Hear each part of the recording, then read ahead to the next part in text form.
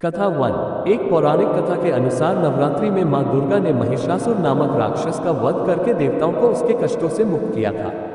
महिषासुर ने भगवान शिव की आराधना करके अद्वितीय शक्तियां प्राप्त कर ली थी और तीनों देव अर्थात ब्रह्मा, विष्णु व महेश भी उसे हराने में असमर्थ थे। महिषासुर राक्षस के आतंक से सभी देवता भयभीत थे। उस समय सभी देवताओं ने अपनी अपनी शक्तियों को मिलाकर दुर्गा को अवतरित किया। अनेक शक्तियों के तेज से जन्मी माता दुर्गा ने महिषासुर का वध कर सबके कष्टों को दूर किया। कथा 2।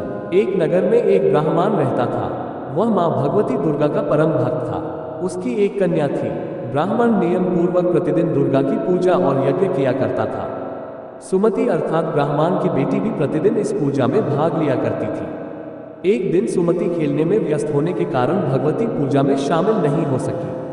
ये देख उसके पिता को क्रोध आ गया और क्रोधवश उसके पिता ने कहा कि वह उसका विवाह किसी दरिद्र और कोढ़ी से करेगा। पिता की बातें सुनकर बेटी को बड़ा दुख हुआ और उसने पिता के द्वारा क्रोध में कही गई बातों को सहर्ष स्वीकार कर लिया। कई बार प्रयास करने से भी भाग्य का लिखा नहीं बदलता है। अपनी बात के अनुसार उसके पिता ने अपनी कन्या का विवाह एक कोढ़ी के साथ कर दिया। सुमति अपने पति के साथ विवाह कर चली गई।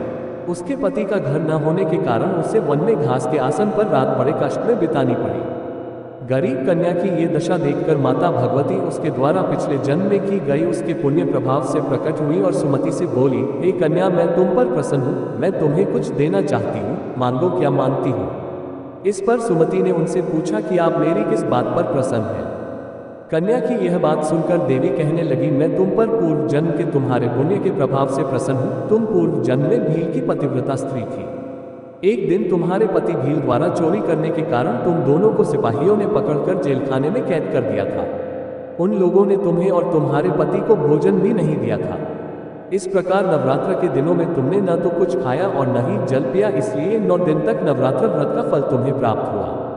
हे ब्राह्मणी, उन दिनों अनजाने में जो व्रत हुआ, उस व्रत के प्रभाव से प्रसन्न होकर आज मैं तुम्हें मनोवांछित वरदान दे रही हूँ। कन्या बोली कि अगर आप मुझ पर प्रसन्न हैं तो कृपा करके मेरे पति का कोढ़ दूर कर दीजिए। माता ने कन्या की यह इच्छा शीघ्र पूरी कर दी। उसके पति का शरीर माता भगवती की कृपा से रोगहीन हो गया। कथा 3।